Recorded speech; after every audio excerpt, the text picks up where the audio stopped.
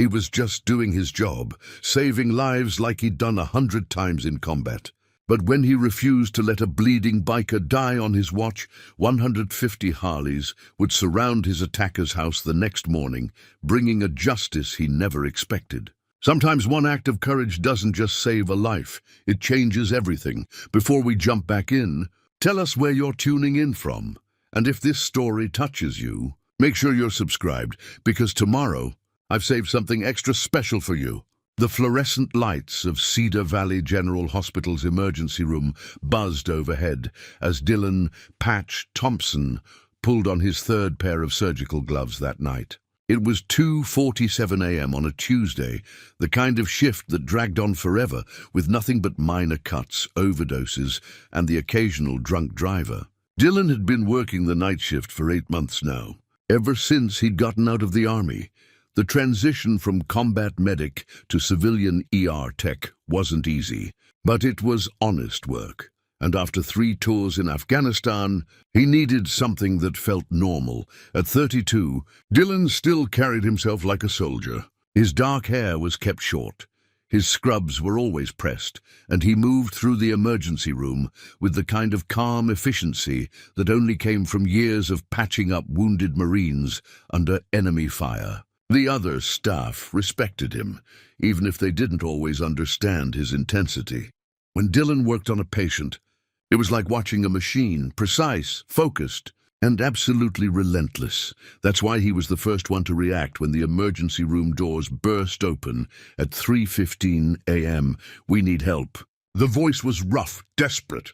Dylan looked up from the supply cabinet to see 2 men in leather vests carrying a third between them. Blood was everywhere, on their clothes, dripping on the white linoleum floor, pooling beneath the unconscious man's body as they struggled to keep him upright.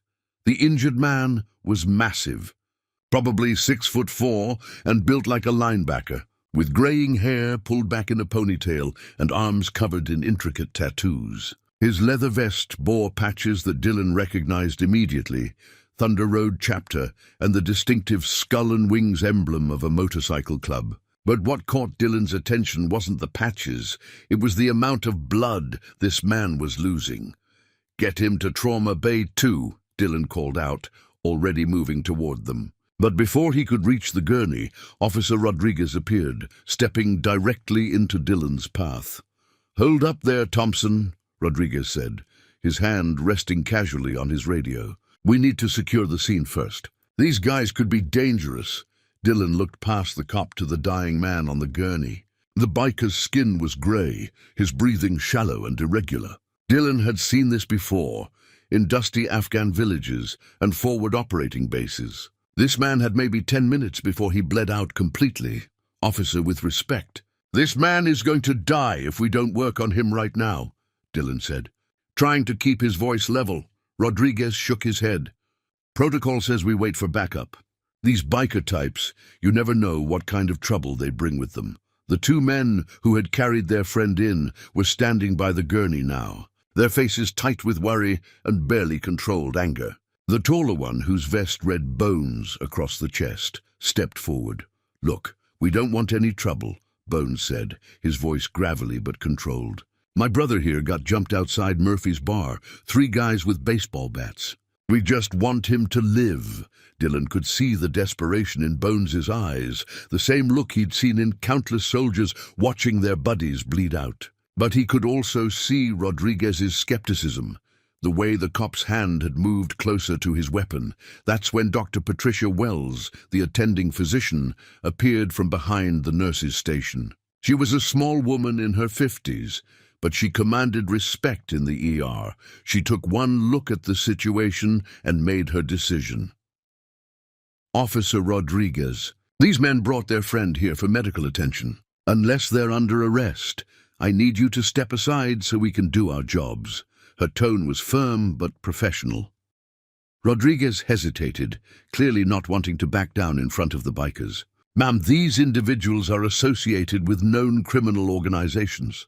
Department policy doesn't override the Hippocratic Oath," Dr. Wells interrupted.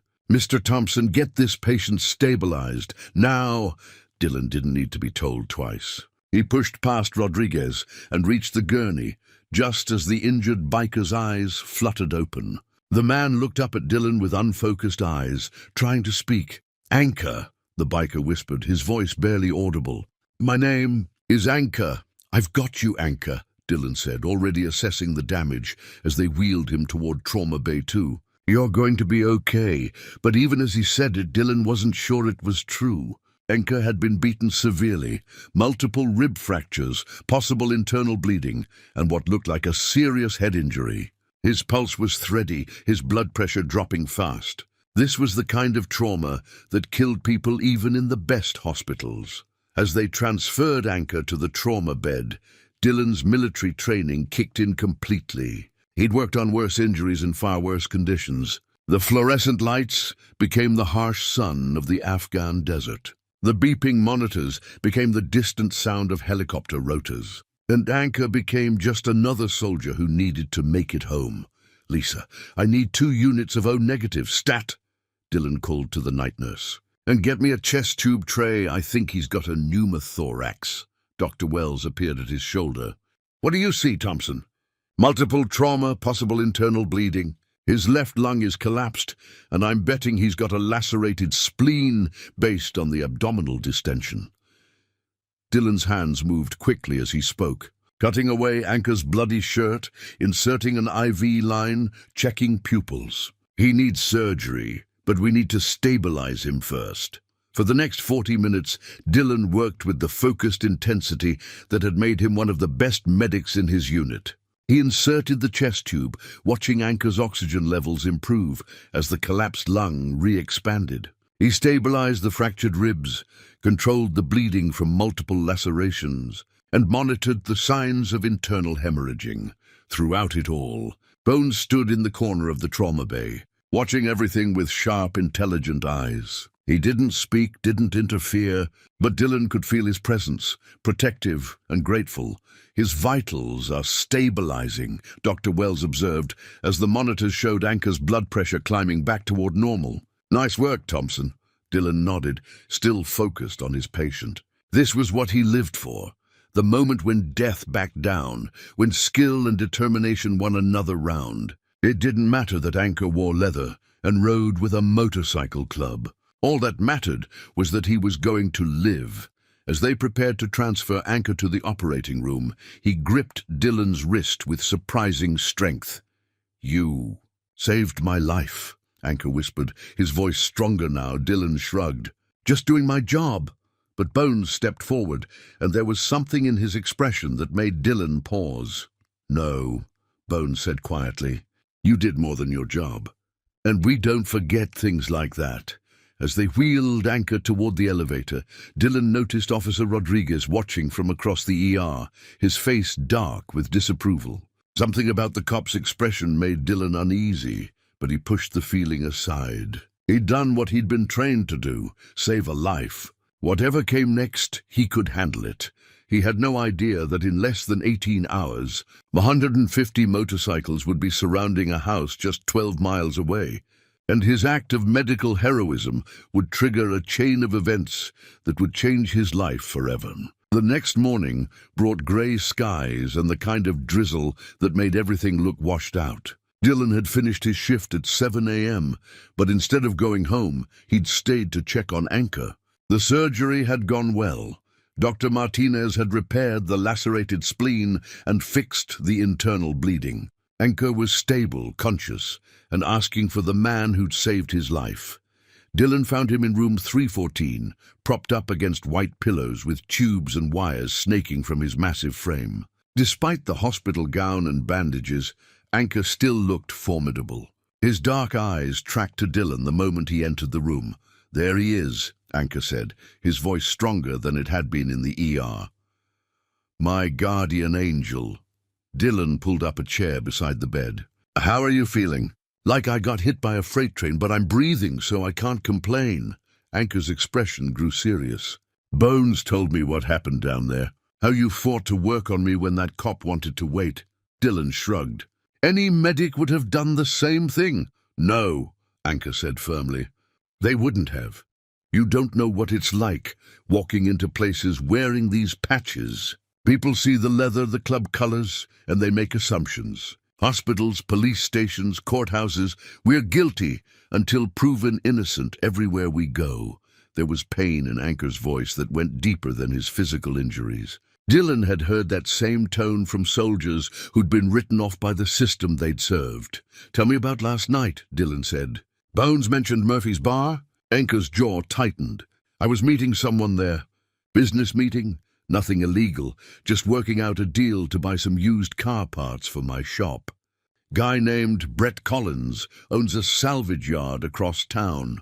Dylan listened as Anchor described the events. The meeting had gone well initially. Collins was selling some vintage motorcycle parts that Anchor needed for a restoration project. They'd shaken hands on the deal, had a beer to celebrate, and Anchor had walked out to his bike around 11 p.m. "That's when it went sideways," Anchor continued. "3 guys jumped me in the parking lot. Baseball bats, crowbars. I never saw it coming." He touched the bandages on his head gingerly. "But here's the thing, one of them called me by name. Said this was payback for something I never did." "Payback for what?" Anchor's expression darkened. "Collins has been trying to buy out my motorcycle shop for 2 years. Made me some lowball offers, got nasty when I turned him down. Last month, someone vandalized his salvage yard, spray-painted some nasty stuff on his fence, slashed his tires. He thinks I did it, did you? Hell no. I'm a businessman, not some punk kid with a spray can. But Collins doesn't see it that way. Apparently, he decided to send me a message." Dylan frowned. "You think Collins set up the beating?"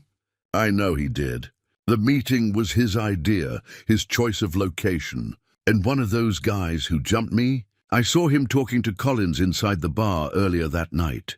Before Dylan could respond, the door opened and Bones walked in, carrying 2 cups of coffee and a manila folder. He was older than Anchor, probably in his 50s, with silver streaking through his beard and intelligent grey eyes. Despite his intimidating appearance, he moved with quiet dignity. "Morning, Doc," Bones said, handing Dylan one of the coffees. "Figured you could use this after pulling an all-nighter." "Thanks." Dylan accepted the coffee gratefully. "How's the club handling all this?" Bones and Anchor exchanged a look that spoke volumes. Finally, Bones sat down heavily in the other visitor chair. "That's what I came to discuss," Bones said. "See, in our world, when someone tries to kill a brother, it doesn't just go away. There are expectations." Dylan felt something cold settle in his stomach. "What kind of expectations?" "The kind where we make sure it doesn't happen again," Anchor said quietly. "Look, Doc, I know how this sounds, but we're not talking about vigilante justice here. We're talking about making sure Collins understands that actions have consequences." Bones opened the manila folder and spread several photographs across the bedside table. They showed the damage to Collins' salvage yard that Anchor had mentioned. Graffiti, slashed tires, broken windows. "Collins reported this to the police as a hate crime," Bones explained. "Claimed it was motorcycle club retaliation. Turns out we've got security footage from 3 different businesses showing Collins' own employees doing the damage." Dylan stared at the photos. "He vandalized his own property?" "Insurance scam," Anchor confirmed. "Collins was going bankrupt. Staged the vandalism, blamed it on us, collected a hefty payout from his insurance company. When that didn't solve his money problems, he decided to eliminate the competition by putting me in the ground. So you've got proof he's a fraud and attempted to have you murdered," Dylan said. "Why not just take it to the police?" Bones laughed bitterly. "You met Officer Rodriguez last night. You'd think he's going to take the word of a bunch of bikers over a respectable businessman like Collins." Dylan had to admit he had a point. Rodriguez had been ready to let Anchor die rather than trust the men who'd brought him for help. "So what's the plan?" Dylan asked, though he wasn't sure he wanted to know the answer. "Justice," Bones said simply. "The kind that actually works." Over the next hour, as hospital staff came and went, Bones laid out what they'd learned about Brett Collins. The man was deeper in debt than anyone realized. His salvage yard was mortgaged to the hilt. He owed money to several unsavory creditors, and the insurance money was already gone. The attack on Anchor was supposed to be the first step in a plan to frame the Thunder Road chapter for a series of crimes, giving Collins both revenge and a way to collect more insurance money. "But here's what Collins doesn't understand about our world," Anchor said, his voice growing stronger with each word. "When you try to destroy one of us, you're taking on all of us. And there are a lot more of us than he realizes." "How many?" Dylan asked. Bones smiled for the first time since Dylan had met him.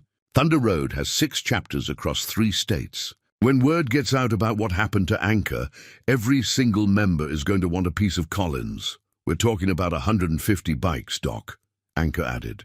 150 men and women who consider me family, who know that if they don't respond to this, their own families could be next."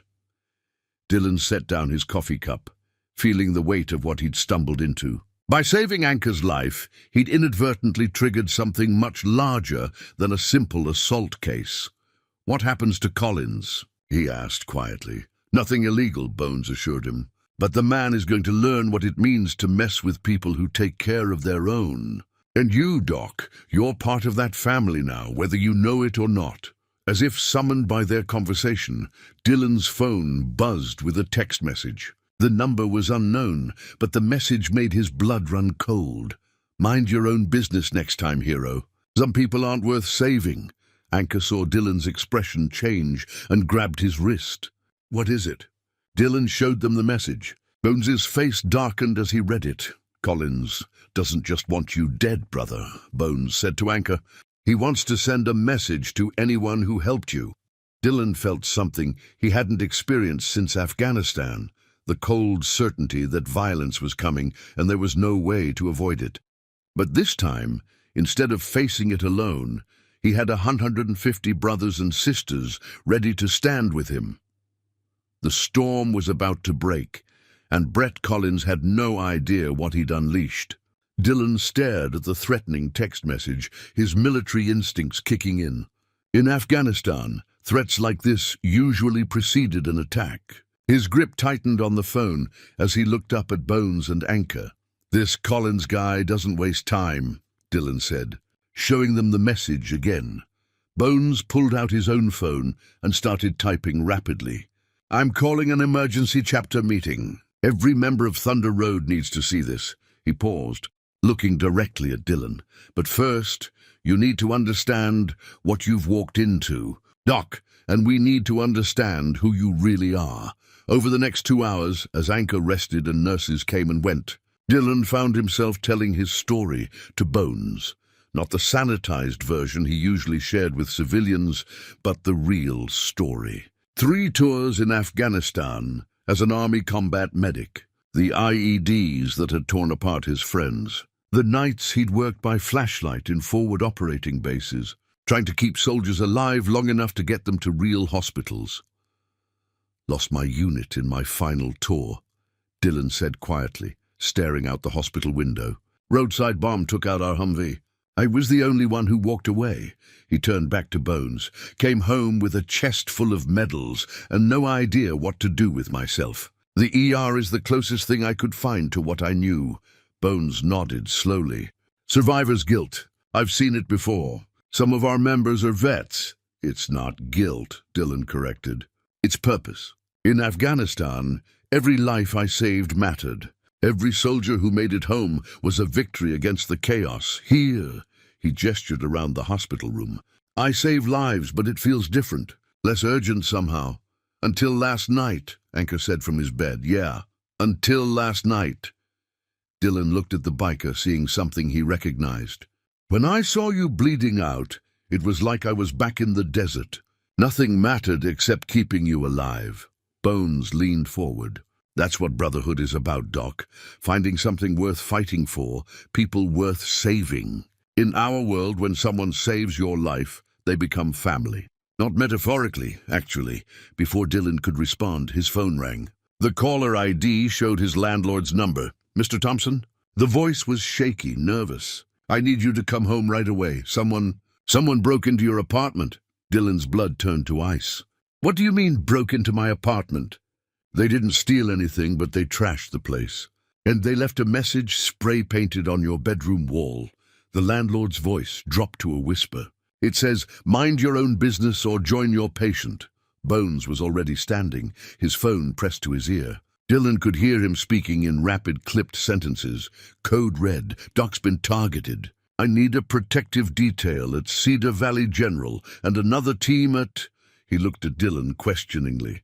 Dylan gave him the address, feeling surreal about the whole situation. 12 hours ago, his biggest worry was getting through another night shift. Now he was under protection from a motorcycle club because he'd saved a man's life. "I'm coming with you," Anchor said. "Trying to sit up in bed." "Like hell you are," Dylan shot back, his medic training overriding everything else. "You just had major surgery. You're staying right here until Dr. Martinez clears you." "Doc's right," Bones said, ending his call. "But don't worry, brother. Nobody's touching either of you on our watch." 20 minutes later, Dylan found himself in the passenger seat of Bones's pickup truck, following 2 other vehicles toward his apartment complex. He'd never seen bikers move with such organized precision. It reminded him of military operations. Each person had a role, everyone knew their job, and there was no wasted motion. "Tell me about Collins," Dylan said as they drove through the grey morning. Bones' hands tightened on the steering wheel. "Brett Collins is what happens when a small man gets a little power and thinks it makes him bigger than he is. Owns Collins Salvage on the south side of town. Been in business about 15 years, inherited it from his father.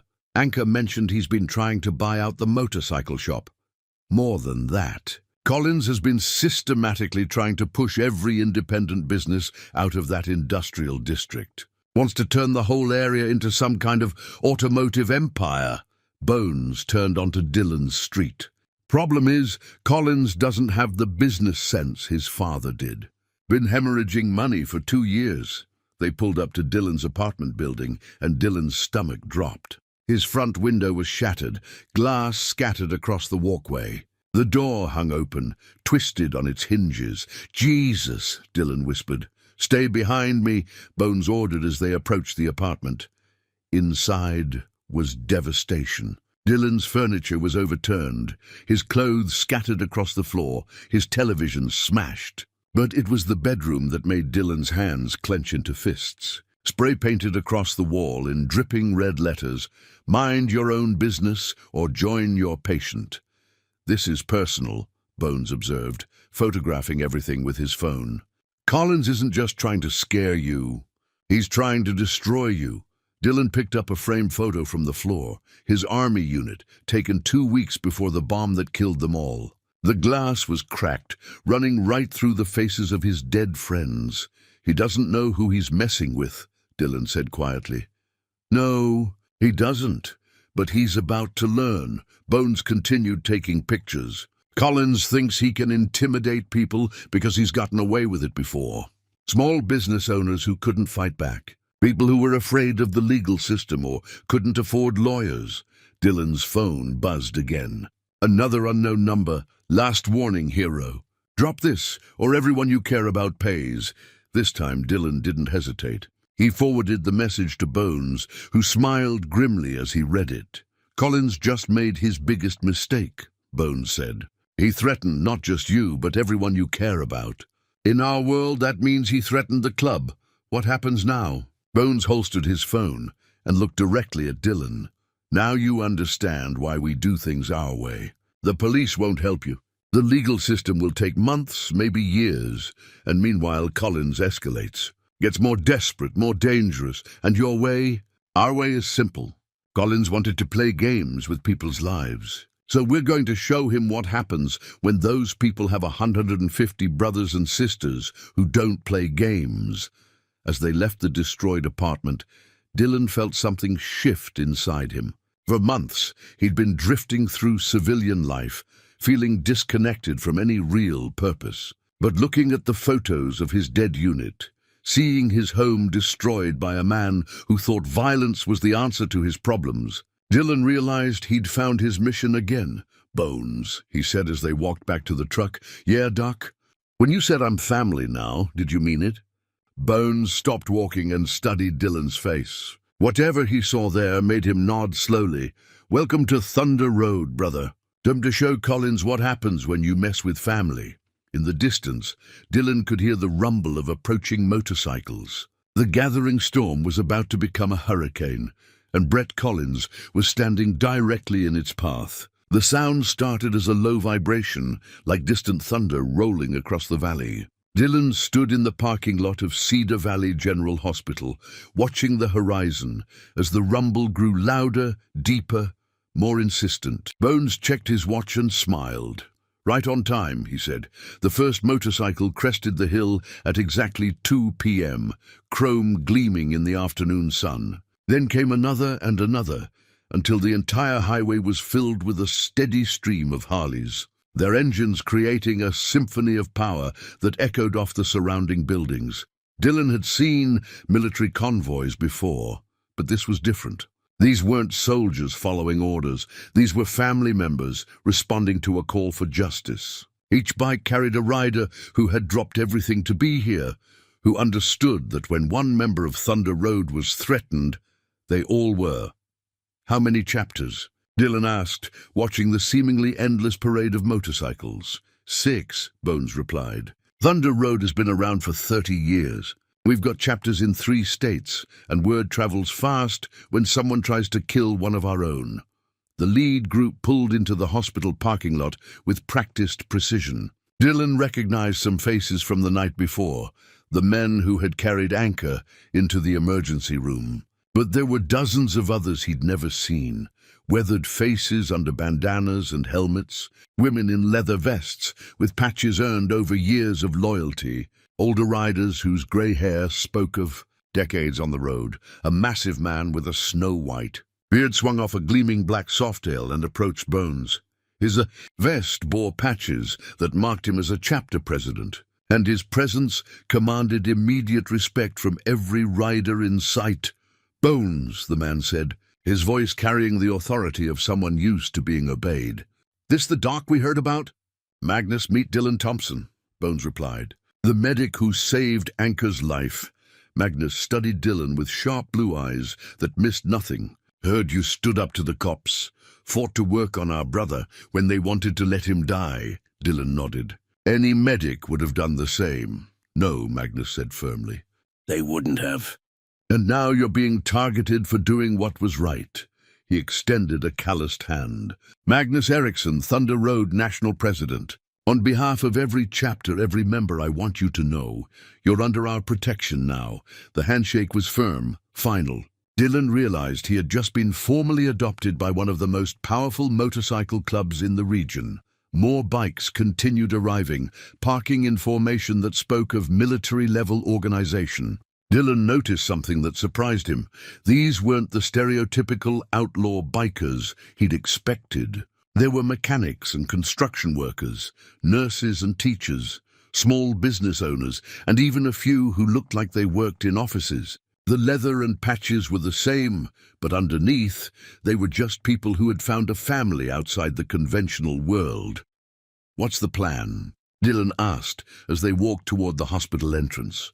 "First, we check on Anchor," Magnus replied. "Then we deal with Collins." Inside room 314, Anchor was sitting up in bed, looking significantly better despite his injuries. His eyes lit up when he saw Magnus enter.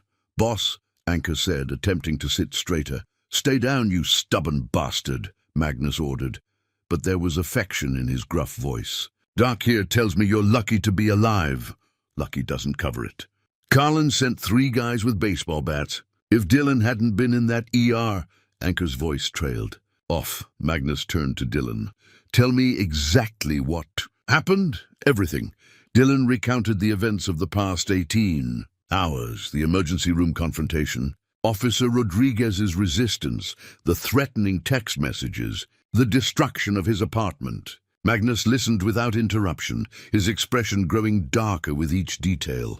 "And this, Collins," Magnus said when Dylan finished. "He thinks he can threaten Thunder Road family and walk away." Bones pulled out his phone and showed Magnus the photos of Dylan's destroyed apartment. "This was just this morning. The message on the wall specifically threatened anyone who helped Anchor.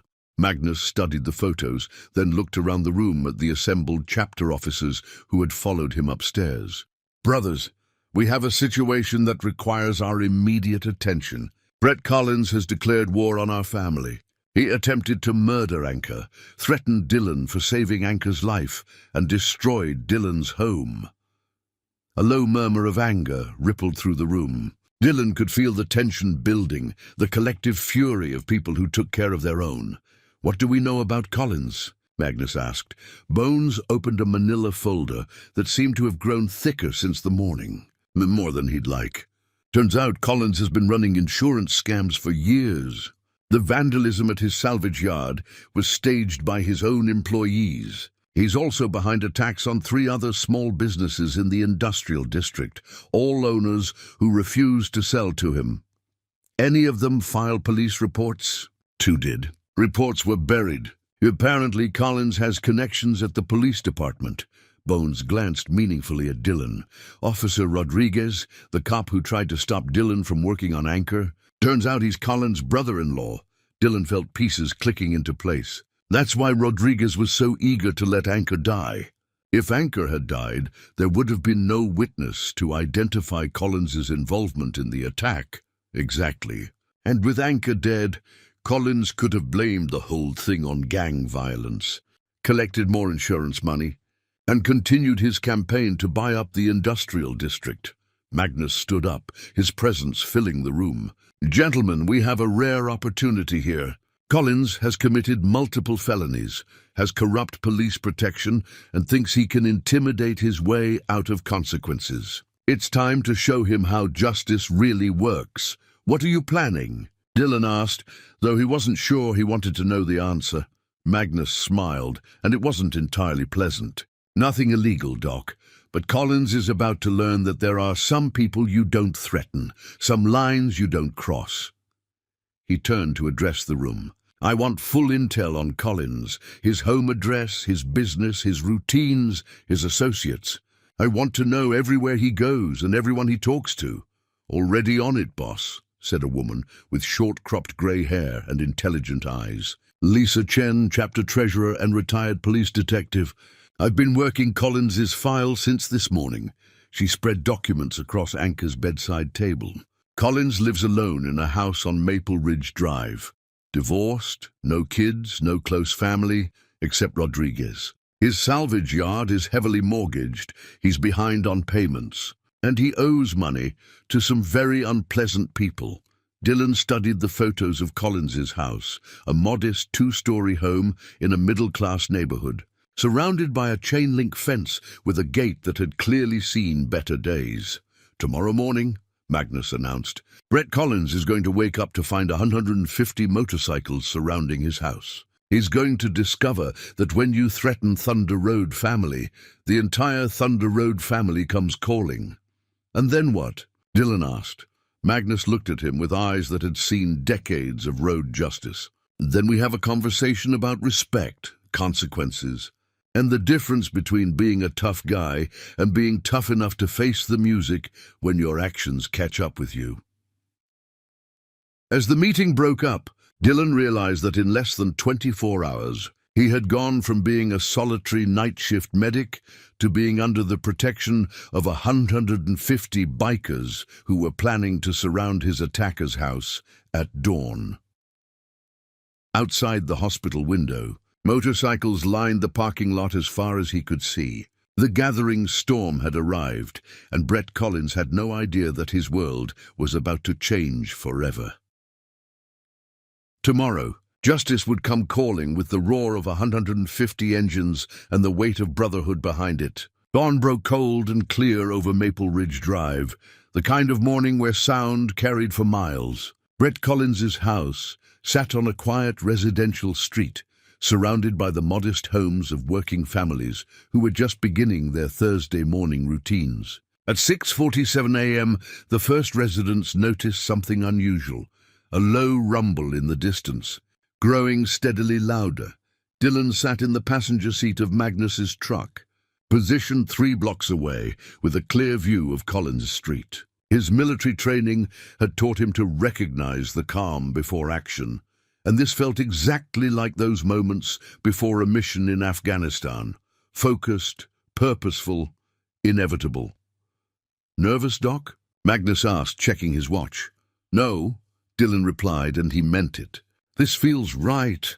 Through his radio, Magnus coordinated the approach with the precision of a military operation. 6 chapters had arrived in Mesa County overnight, their members camping in a field outside town, maintaining discipline and organization that would have impressed any commanding officer. Thunder 1. "This is base," Magnus spoke into his radio. "Sound off. Thunder 1, 30 bikes in position." "North approach. Thunder 2, 25 bikes. East approach. Thunder 3, 20 bikes. South approach." The responses continued until all 6 chapters had confirmed their positions. 150 motorcycles, arranged in a perfect perimeter around Brett Collins' house, waiting for the signal to move. Dylan's phone buzzed with a text from Bones, who was positioned with Anchor's chapter on the east side. Collins just looked out his window. "Think he's starting to realize he's got company." Magnus smiled grimly and keyed his radio. "All units, execute." The sound that followed was unlike anything the residents of Maple Ridge Drive had ever experienced.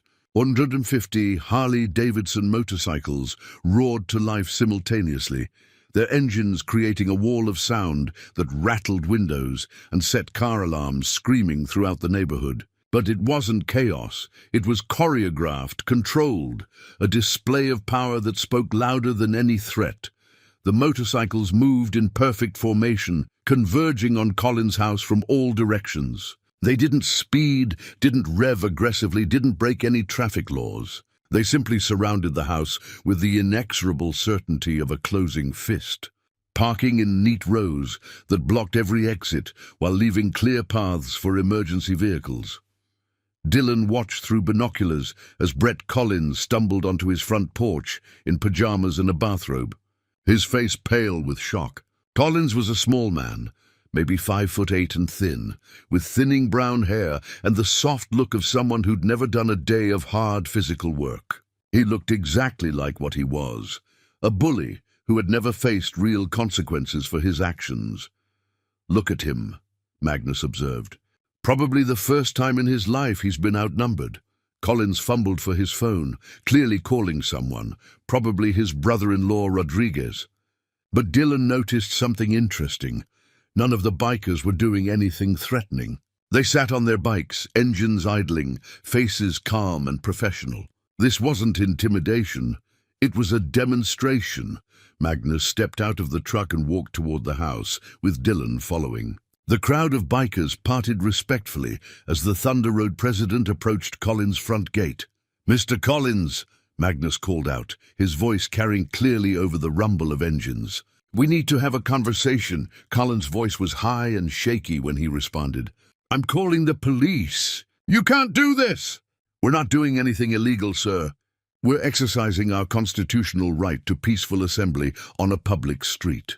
Magnus's tone was perfectly calm, reasonable. "The question is, are you willing to discuss your recent activities like a civilized man, or do we need to involve other authorities?" "I don't know what you're talking about." Magnus nodded to Lisa Chen, who approached the gate carrying a briefcase. "Mr. Collins, my name is Lisa Chen, and I'm a retired police detective. I'd like to show you some evidence that I think you'll find interesting." Even from a distance, Dylan could see Collins' face go white as Lisa began spreading photographs and documents on the hood of a parked car. Bank records, insurance claims, surveillance footage, everything they'd gathered about Collins' criminal activities laid out in clear, undeniable detail. "Holy shit," Dylan whispered as he watched Collins' legs nearly give out. Magnus keyed his radio again. "Bones, bring our guest." A minute later, Bones appeared at the perimeter, pushing Anchor in a wheelchair.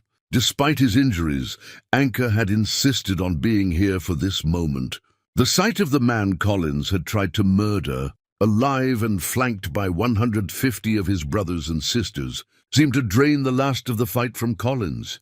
"Mr. Collins," Magnus continued, his voice carrying the authority of absolute certainty, "3 nights ago, you arranged for 3 men to attack Anchor Williams with baseball bats. When that failed to kill him, you threatened Dylan Thompson, the medic who saved Anchor's life. You destroyed Dr. Thompson's home and sent threatening messages to intimidate him into silence. Collins opened and closed his mouth like a fish out of water, but no sound came out. You've been running insurance scams for years, Lisa added, holding up bank records. Staging vandalism at your own business. Filing false claims, and when that wasn't enough, you decided to frame Thunder Road for crimes we didn't commit. Furthermore, Magnus said, you've been systematically attacking small business owners in the industrial district, trying to force them to sell to you through intimidation and violence. We have sworn statements from 4 victims, along with photographic evidence and financial records proving your involvement. Dylan watched Collins sink into a patio chair, the weight of his crimes finally catching up with him. Around the perimeter, 150 bikers sat in perfect silence, their presence a testament to what happened when someone threatened their family. What? What do you want? Collins finally managed to whisper. Magnus stepped closer to the gate. Justice, Mr. Collins, real justice. You're going to confess to everything. The insurance fraud, the assault on Anchor, the threats against Dylan, the attacks on other business owners. You're going to make full restitution to your victims. And you're going to understand that if you ever threaten a member of our family again, this conversation will not be so civilized. And if I refuse... Magnus smiled, but there was no warmth in it. Then we give all this evidence to the FBI, the state attorney general, and every news outlet in 3 states. You'll spend the next 20 years in federal prison for wire fraud, insurance fraud, conspiracy, and attempted murder. Your choice. The silence stretched for long moments, broken only by the idle rumble of 150 motorcycles. Finally, Collins's shoulders slumped in defeat. What do I have to do? Lisa Chen approached the gate with a prepared statement and a recording device. Start by admitting what you did to Anchor Williams. As Collins began his confession, Dylan realized he was witnessing something remarkable. This wasn't vigilante justice. It was community justice, the kind that worked when the system failed. Collins would face legal consequences for his crimes. His victims would receive restitution. And everyone would understand that there were still people in the world who stood up for what was right. The sun climbed higher as Brett Collins confessed to years of criminal activity, surrounded by 150 witnesses who represented something he had never understood, the power of people who truly cared about each other. Justice had indeed come calling, and it had arrived exactly on time. The confession took 2 hours. Brett Collins, flanked by 150 motorcycles and facing the mountain of evidence Lisa Chen had compiled, admitted to everything. Insurance fraud dating back 5 years, the staged vandalism of his own property, the systematic intimidation of small business owners, the attempted murder of Anchor Williams, the threats against Dylan Thompson. As Collins' voice grew hoarse from talking, Dylan watched something he'd never seen before.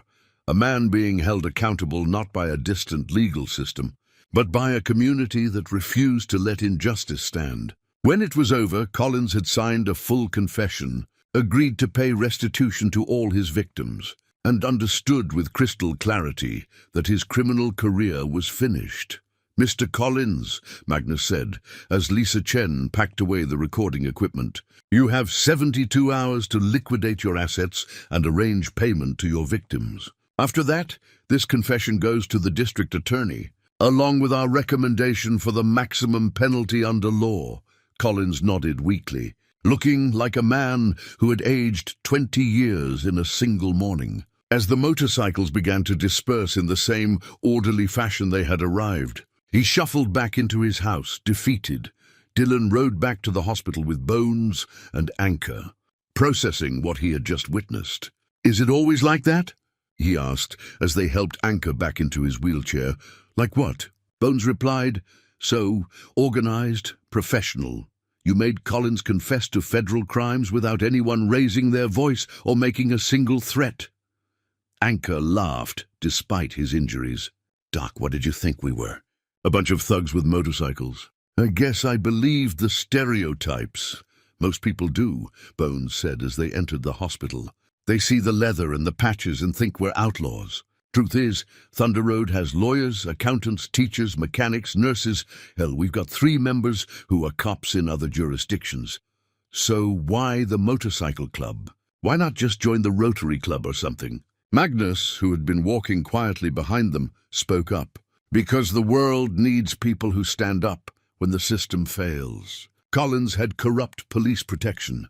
The legal system would have taken years to stop him, if it ever did. How many more small businesses would he have destroyed? How many more people would he have hurt?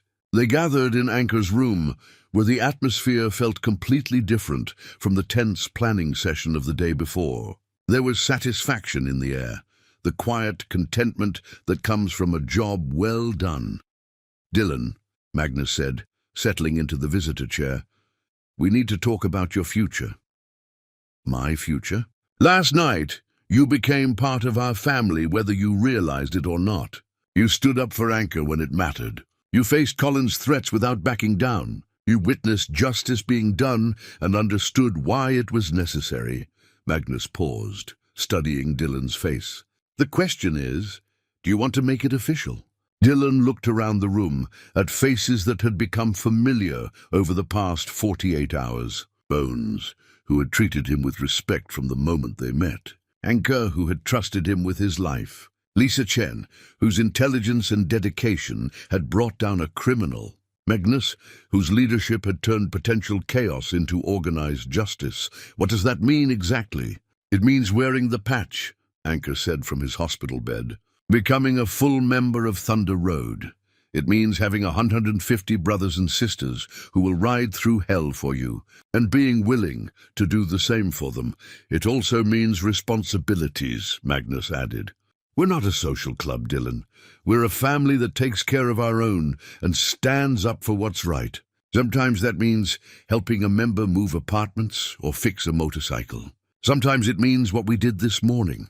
Dylan thought about his apartment, destroyed by Collins' thugs. He thought about his military unit, dead in an Afghan desert because he couldn't save them. He thought about the past 8 months, drifting through life without real purpose or connection. "There's something you should know," Dylan said quietly. "I've never been part of anything like this. In the Army, brotherhood was about survival. When my unit died, I thought I'd never find that again. And now?" Bones asked. Dylan looked out the hospital window at the motorcycles still parked in formation below. "Now I think I understand what I've been missing. It's not just about having people who watch your back. It's about being part of something bigger than yourself." Magnus nodded slowly. "That's exactly what it is. So what's your answer, Doc?" Dylan didn't hesitate. "Yes, I want to make it official." The ceremony was simple but profound. Magnus produced a black leather vest from his truck, the Thunder Road colors already stitched across the back. But this wasn't just any vest. The patches told a story of respect earned and brotherhood acknowledged. "The bottom rocker says Mesa County," Magnus explained as Dylan examined the vest. "That's your home chapter now. The patch on the front left says medic, because that's who you are. That's your contribution to the family." Dylan slipped on the vest, surprised by how perfectly it fit, how right it felt across his shoulders. "There's one more thing," Anchor said from his wheelchair. He held out a small patch, no bigger than a silver dollar, embroidered with a simple design, a red cross surrounded by motorcycle wings. "What's this?" "That's your road name patch," Bones explained.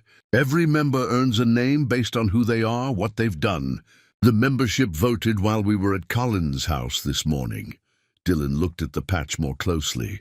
Stitched beneath the medical symbol was a single word: Angel. "Angel?" Dylan asked.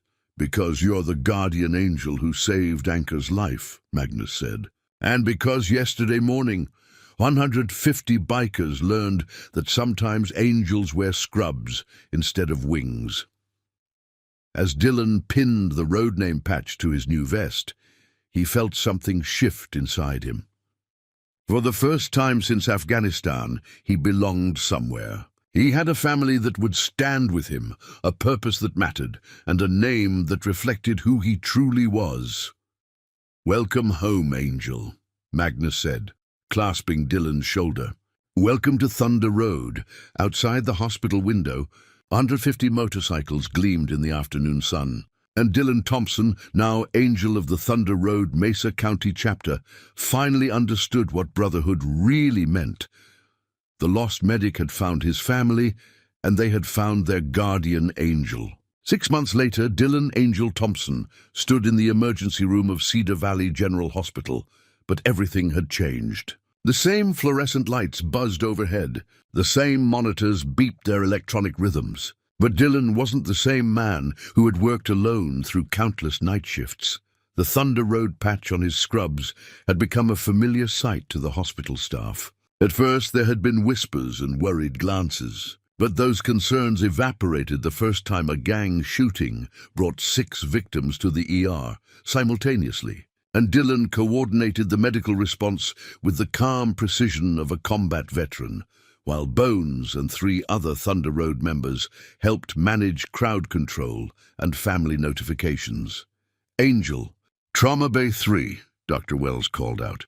Just as she had on that rainy night when everything began, Dylan pushed through the doors to find a scene that was becoming disturbingly familiar.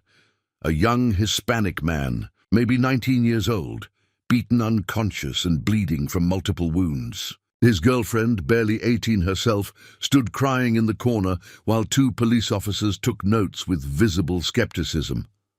"What happened?" Dylan asked as he began his assessment. Officer Rodriguez, who had kept his job despite his connection to Brett Collins, though he'd been demoted and transferred to day shift, looked up from his notepad. "Claims her boyfriend was jumped by 3 guys outside the Riverside restaurant. Probably a drug deal gone wrong." Dylan's hands moved automatically as he worked, checking vitals, starting IV lines, assessing the damage. But his mind was focused on the girl's story and the pattern of injuries he was seeing. "This wasn't random," Dylan said quietly to Dr. Wells as they worked. "Look at the injury pattern, targeted blows to disable, not kill. Someone wanted to send a message." After they stabilized the patient and sent him to surgery, Dylan approached the girlfriend in the waiting room. Her name was Maria Santos, and through her tears she told him a story that sounded sickeningly familiar. "Carlos owns a small auto repair shop," she explained. "For months this man has been trying to buy it from him, making offers, then threats when Carlos refused. Last week someone vandalized the shop, spray-painted gang symbols on the walls, slashed tires." Dylan felt ice form in his stomach. "What's the man's name?" "The one trying to buy the shop.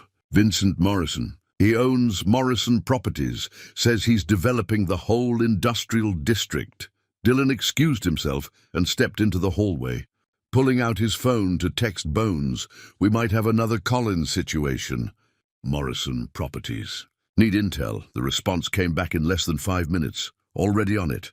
Lisa's been tracking Morrison for weeks. Meet us at the clubhouse tonight." At 8 p.m., Dylan walked into the Thunder Road clubhouse for the monthly chapter meeting. The building had once been an auto repair shop itself, converted into a meeting space that felt more like a community center than a biker bar. Children's artwork decorated one wall, drawings made by members' kids during family barbecues. A bulletin board displayed photos from charity rides, toy drives, and community service projects.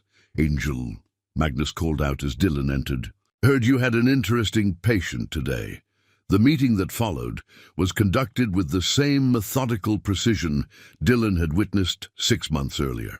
Lisa Chen, now working as a private investigator, presented a comprehensive file on Vincent Morrison and Morrison Properties. "Same pattern as Collins," she explained, spreading documents across the conference table. "Morrison's been systematically targeting small businesses in the industrial district, using intimidation and staged incidents to force sales. He's got backing from out-of-state investors who want to turn the area into luxury condominiums."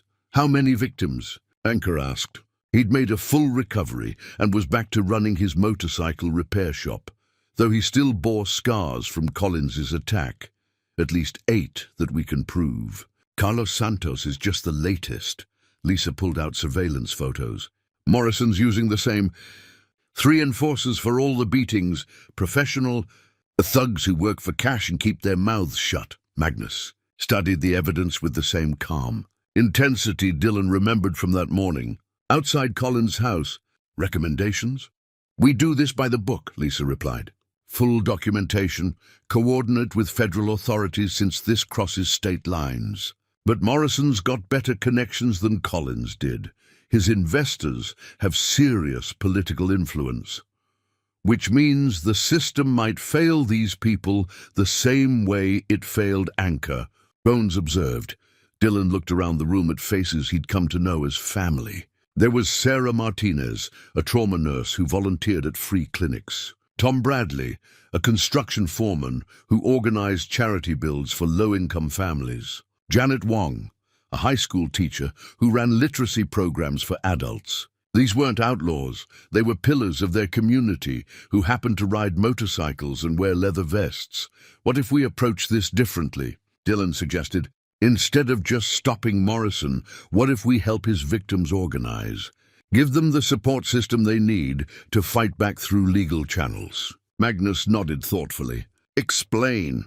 Carlos Santos thinks he's alone, one small business owner against a corporation with unlimited resources. But what if he knew he had 150 brothers and sisters who would stand with him? What if all 8 victims realized they weren't isolated targets, but part of a pattern that could be exposed and prosecuted? Over the next 3 hours, they developed a plan that was part legal strategy, part community organizing, and part psychological warfare. Thunder Road would provide security for the victims while they testified. Lisa would coordinate with federal investigators. The club's legal fund would help victims afford proper representation. But most importantly, Morrison would understand that his targets weren't alone anymore.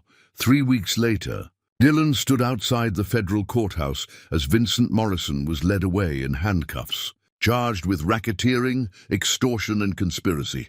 8 small business owners had testified against him, backed by a mountain of evidence and the visible support of 150 motorcycle club members who filled the courthouse gallery. Carlos Santos approached Dylan as the crowd dispersed. "I don't know how to thank you," he said, tears in his eyes. "When I saw you in the hospital, when you listened to Maria's story, I thought I was going to lose everything." Dylan clasped the young man's shoulder. "That's what family does. We take care of each other." As the sun set over Mesa County, Dylan rode his Harley through streets where small businesses could operate without fear, where people like Carlos Santos could pursue their dreams without being terrorized by predators like Morrison and Collins. He thought about the night 6 months ago when he'd saved Anchor's life, not knowing that one act of courage would lead him to this moment. The homeless veteran drifting through life had become angel, guardian, and protector, part of something larger than himself. His radio crackled with a message from dispatch. "All units, we have a multi-vehicle accident on Highway 9. Multiple casualties." Dylan smiled as he turned toward the emergency, his Thunder Road family already mobilizing behind him. Some debts could never be repaid, but they could be paid forward. One life saved, one person helped, one act of courage at a time. The guardian angel of Thunder Road was right where he belonged. Up next, you've got 2 more standout stories right on your screen. If this one hit the mark, you won't want to pass these up. Just click and check them out. And don't forget to subscribe and turn on the notification bell so you don't miss any upload from us.